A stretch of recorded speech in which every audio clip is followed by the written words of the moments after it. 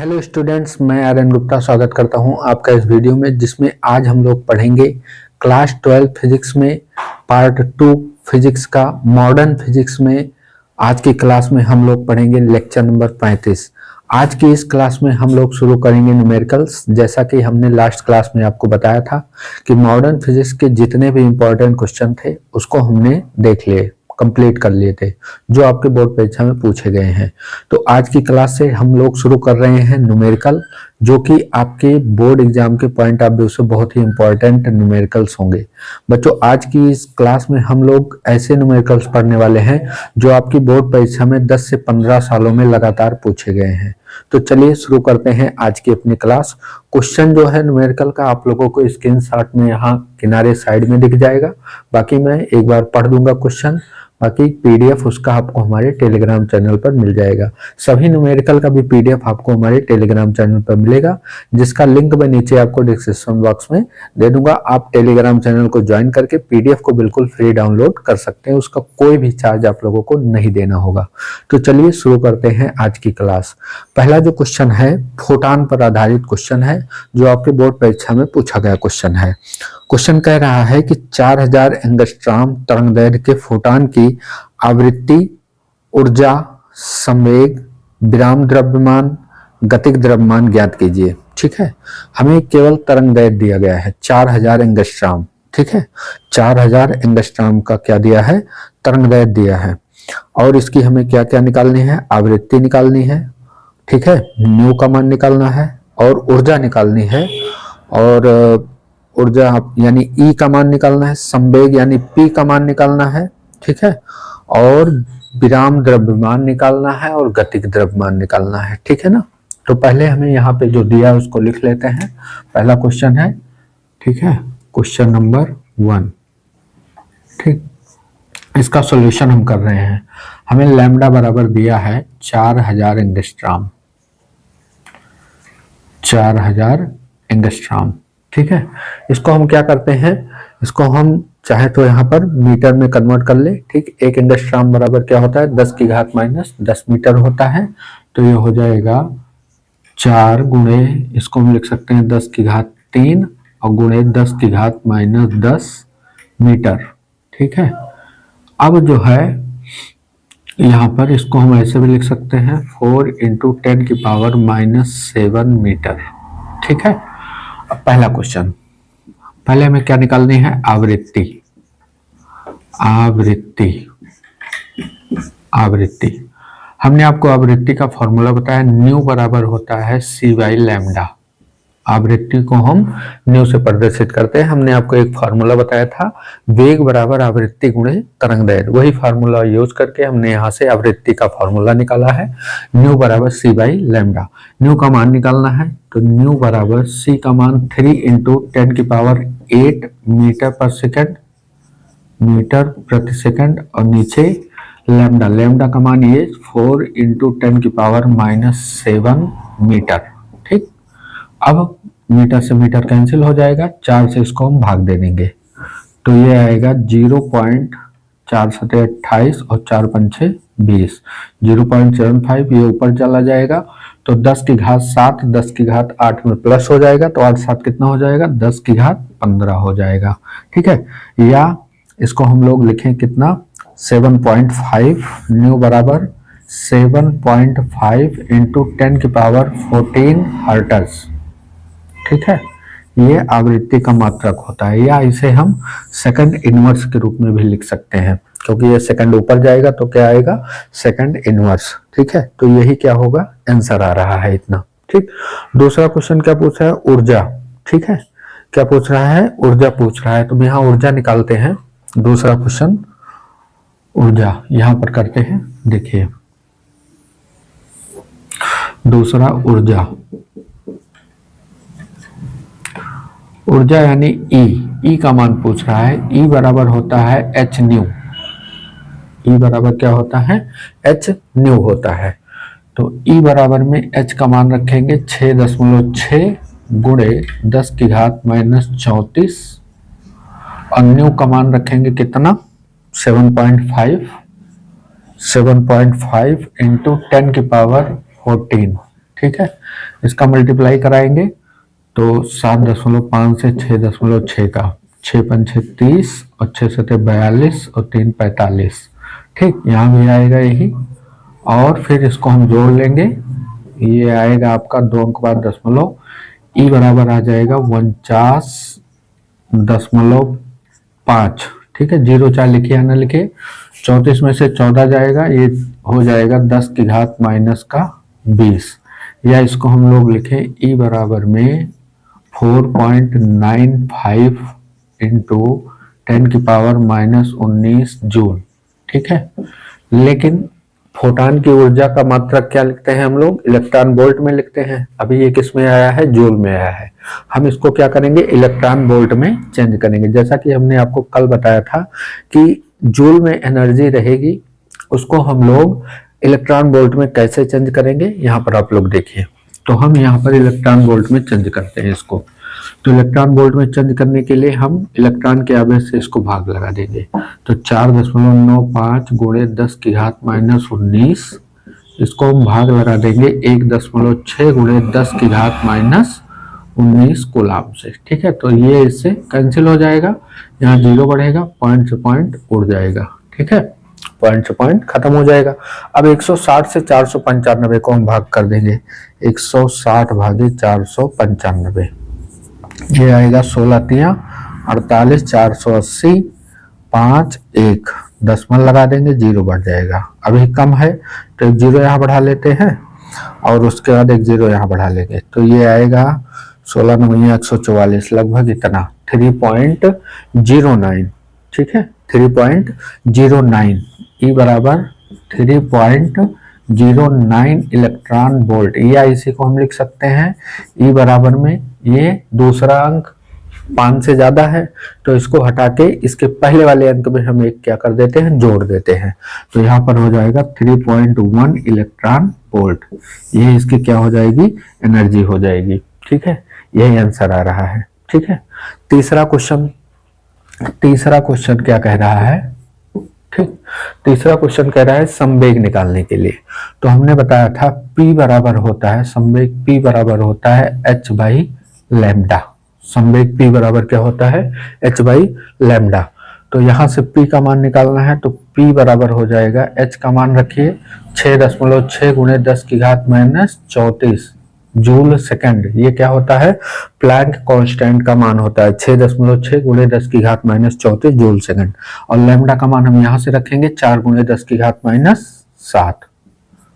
ठीक, यहां से रख दे। अब 4 से इसको हम डिवाइड करेंगे, 4 1 4, 2 बचा, दशमलव लगाएंगे, 4 6 24, फिर 2 बचेगा, 0 4 5 6 20, और ये ऊपर चला जाएगा तो P बराबर आ जाएगा आपका 1.65, और 34 में से 7 अगर जाएगा तो कितना बचेगा, 10 की घात माइनस 27। ठीक है, 1.65 गुणे 10 की घात माइनस 27। ठीक है ना, मात्रक क्या होगा इसका, यहाँ बचेगा न्यूटन और सेकंड। ठीक है, न्यूटन सेकंड, ये हो जाएगा इसका आंसर। ठीक है, एक मिनट बच्चों हम फ्रेम चेक कर लेते हैं, एकदम सही आ रहा है, कोई दिक्कत नहीं, यहाँ तक आपको दिखाई दे रहा है। अब इसके आगे हम लोग यहाँ पर करते हैं। ठीक है, अगला क्वेश्चन देखते हैं, 3 क्वेश्चन हो गया, चौथा क्वेश्चन देखते हैं।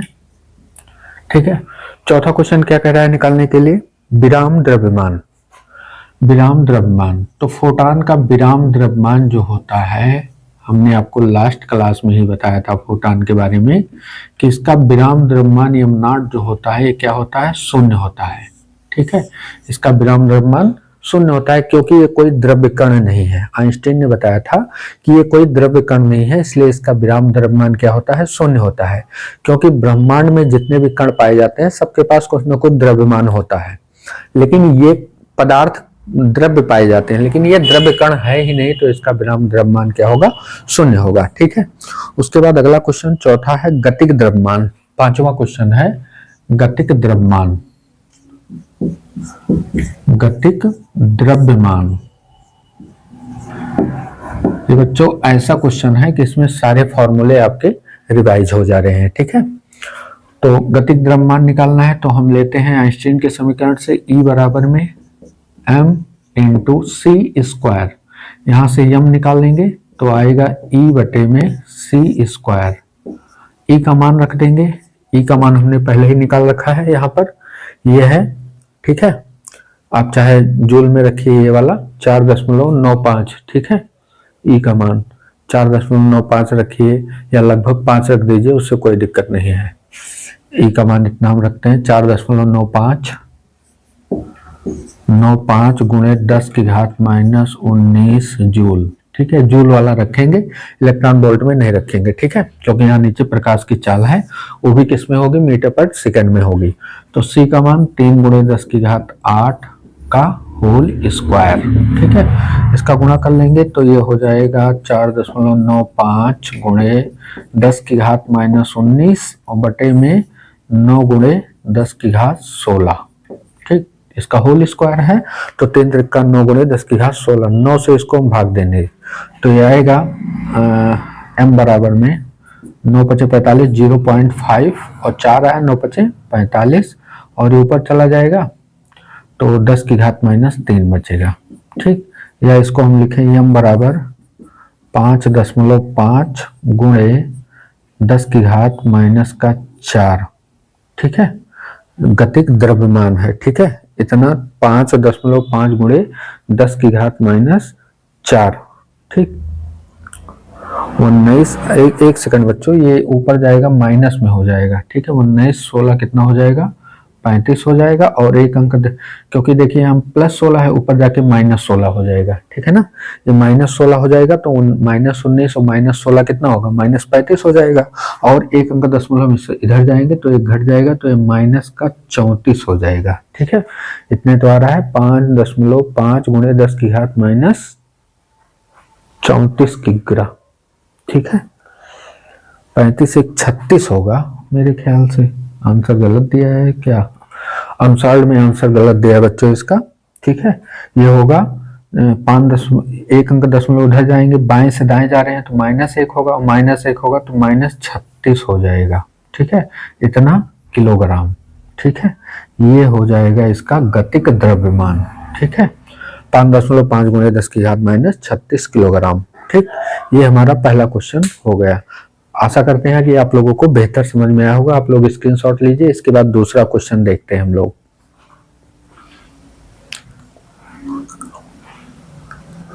चलिए देखते हैं दूसरा क्वेश्चन। दूसरा क्वेश्चन आपके स्क्रीन पर आएगा, मैं पढ़ दे रहा हूं। क्वेश्चन कह रहा है कि सिद्ध कीजिए n इलेक्ट्रॉन वोल्ट ऊर्जा वाले प्रकाश फोटान की तरंगदैर्घ्य 12,375 बटे n एंगस्ट्रॉम होती है, यानी हमें सिद्ध करना है, ठीक है। कितने इलेक्ट्रॉनों वाले, इलेक्ट्रॉनों की संख्या दी गई है यहाँ। क्वेश्चन नंबर दूसरा है इलेक्ट्रॉनों की संख्या, इलेक्ट्रॉनों की संख्या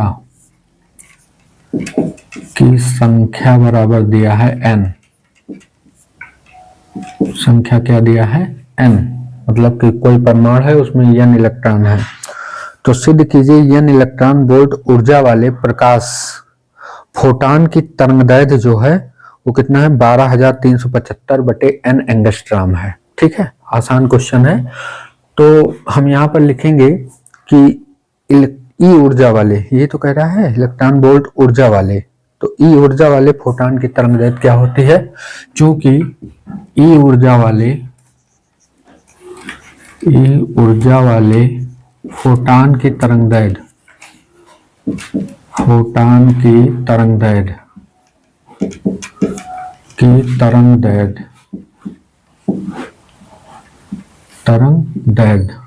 यहाँ पर तरंगदैर्घ्य लैम्डा जो होगी, तरंगदैर्घ्य लैम्डा बराबर होगा, फॉर्मूला हमने बताया था hc/e, ठीक। क्या होगा, hc/e। h का मान रखेंगे, e का मान रखेंगे, ठीक है। कितने इलेक्ट्रॉन है, n इलेक्ट्रॉन है, ठीक है। कितने इलेक्ट्रॉन है, n इलेक्ट्रॉन है, ठीक। तो यहाँ पर निकालना पड़ेगा हमें, क्योंकि इलेक्ट्रॉनों की संख्या, चूंकि E बराबर क्या हो जाएगा, n इलेक्ट्रॉन वोल्ट, ठीक है। कितना है, n इलेक्ट्रॉन वोल्ट है, ठीक। n इलेक्ट्रॉन वोल्ट ऊर्जा वाले प्रकाश फोटान की तरंगदैर्घ्य, तो n इलेक्ट्रॉन वोल्ट वाले, n इलेक्ट्रॉन वोल्ट ऊर्जा वाले, तो E बराबर क्या हो जाएगा, NeV हो जाएगा। यहाँ से ऊर्जा का मान निकालते हैं तो E बराबर N इंटू E का मान 1.6 गुणे 10 की घात माइनस 19 और ये क्या है, वोल्ट। ठीक है, इसको ऐसे लिख लीजिए, वोल्ट। ठीक, इसको मान ऐसे रखे रहिए, अब यहाँ पर रख देंगे। अतः लैम्डा बराबर H का मान 6.6 गुणे 10 की घात माइनस 34, C का मान 3 गुणे 10 की घात 8 बटे, यहाँ पर E का मान रखेंगे, E का मान है N इंटू 1.6 गुणे 10 की घात माइनस 19। ठीक, अब यहाँ से हम इसको गुणा करके डिवाइड कर दें तो लैम्डा बराबर इसका गुणा करेंगे, 3 छक 18, 3 छक 18 को 19, 19.8 आएगा।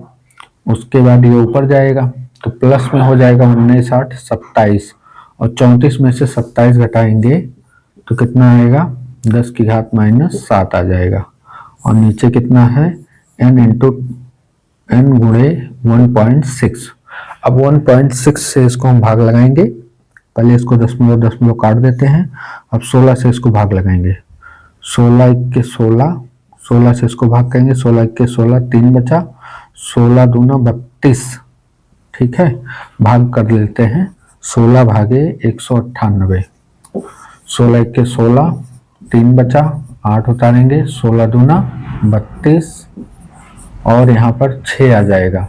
फिर यहाँ पॉइंट लगाएंगे, 0 बढ़ेगा, फिर 16 3 48, 16 चौको 64, ज़्यादा हो जाएगा, 16 3 48। ठीक, 10 में से 8 गया 2, 5 में 4 गया 1, 0, 16 7 112 और 10 में से 2 गया 8, 0, 16 पंचे 180। ये इतना आ जाएगा, लैम्डा बराबर 12.375, 3 7 5 और गुणे 10 की घात माइनस 7 और बटे में क्या रहेगा, n रहेगा। लेकिन ये जो लैम्डा है ये भी किस में आ रहा है, मीटर में आ रहा है। ये लैम्डा किस में आएगा, मीटर में आएगा, क्योंकि यहाँ वोल्ट है। लेकिन हमें किस में लाना है, एंगस्ट्रॉम में लाना है, तो इसको 10 की घात माइनस 10 रखेंगे। तो हम यहाँ करते हैं एक लाइन डाल के यहाँ पर। ठीक है, लैम्डा बराबर क्या हो जाएगा, लैम्डा बराबर, इसको 3 अंक दशमलव इधर जाएंगे बाईं ओर, तो 10 की घात माइनस 3 से और गुणा हो जाएगा, तो ये हो जाएगा 12,375 गुणे 10 की घात माइनस 10 बटा n। अब इसको हम लिख सकते हैं कि लैम्डा किस में आ रहा है, एंगस्ट्रॉम में। इसको हम लिख सकते हैं 12,375 बटे n एंगस्ट्रॉम। ठीक, ये सिद्ध कर दिया हमने, ये प्रूव हो गया यहाँ पर। ठीक, ये आपका क्या हो गया, क्वेश्चन प्रूव हो गया। जैसा क्वेश्चन में कह रहा था प्रूव करने के लिए, वैसे हम लोगों ने इसको प्रूव कर दिया। ठीक है ना, बहुत ही आसान क्वेश्चन है। मेन चीज है बच्चों फार्मूला, इसका फार्मूला बहुत इंपॉर्टेंट है। फार्मूला सब आप लोग एक साइड से लिखते चलिए, जैसे मैं आपको बताते चल रहा हूँ, न्यूमेरिकल बिल्कुल आसानी से लगेगा। ठीक है, स्क्रीनशॉट लीजिए, फिर आगे देखते हैं।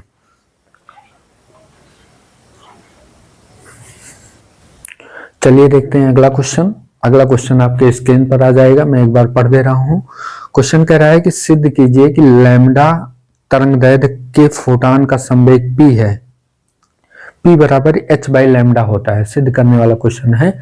ऐसे क्वेश्चन आपके 1 या 2 नंबर में पूछे जाते हैं। ठीक है, क्वेश्चन कह रहा है कि सिद्ध कीजिए कि लैम्डा तरंगदैर्घ्य के फोटॉन का संवेग p बराबर h बाई लैम्डा होता है। बहुत ही इंपॉर्टेंट क्वेश्चन है, कई बार ये बोर्ड परीक्षा में पूछा गया है। ठीक है, तो हम यहाँ जानते हैं, चूंकि क्वेश्चन नंबर 3 है, फोटॉन की ऊर्जा, फोटॉन का संवेग निकालना हमें, तो उसको हमने डेरिवेशन में भी आपको करवाया है। ठीक है, लेकिन यहाँ पर भी क्वेश्चन के रूप में आया है। तो फोटॉन की ऊर्जा बराबर क्या होता है, फोटॉन की ऊर्जा E बराबर होता है, E बराबर hc बाई h न्यू होता है और न्यू आवृत्ति होती है। तो E बराबर में इसको हम लिखते हैं h into c by lambda. ठीक, आवृत्ति का मान क्या होगा, c बाई लैम्डा। इसको हम मान लेंगे समीकरण नंबर 1। अब आइंस्टीन के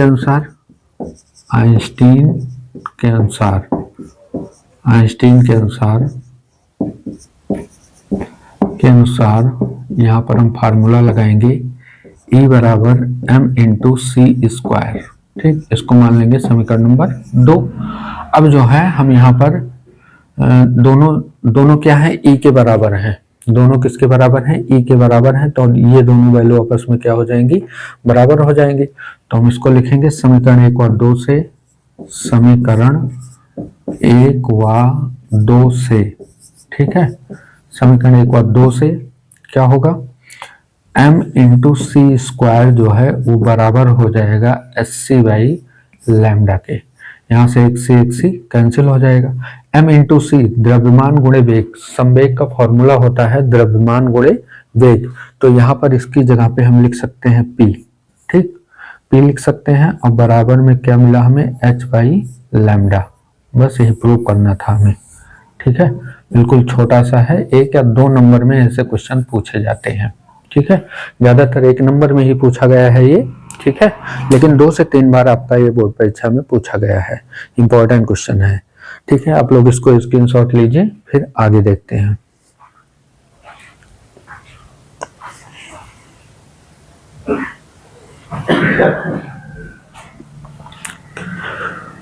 बच्चों, इस लेसन के जो न्यूमेरिकल है वो ज्यादा बोर्ड परीक्षा में नहीं पूछे जाते हैं, 1-2 नंबर के क्वेश्चन आते हैं बोर्ड परीक्षा में।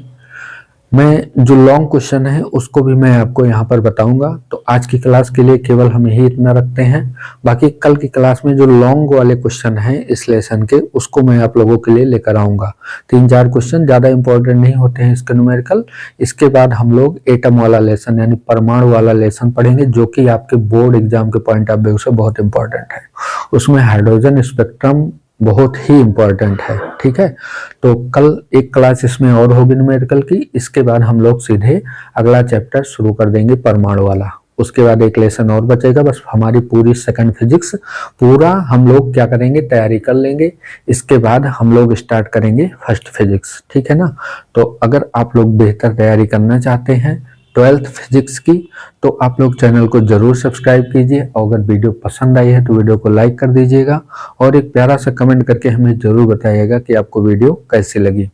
अगर पसंद आए तो वीडियो को शेयर भी कर दीजिए। ठीक है, तो आज के लिए इतना ही रखते हैं। मिलेंगे हम लोग कल की क्लास में। तब तक के लिए आप लोग पढ़ाई करते रहिए, मस्त रहिए। जय हिंद, वंदे मातरम।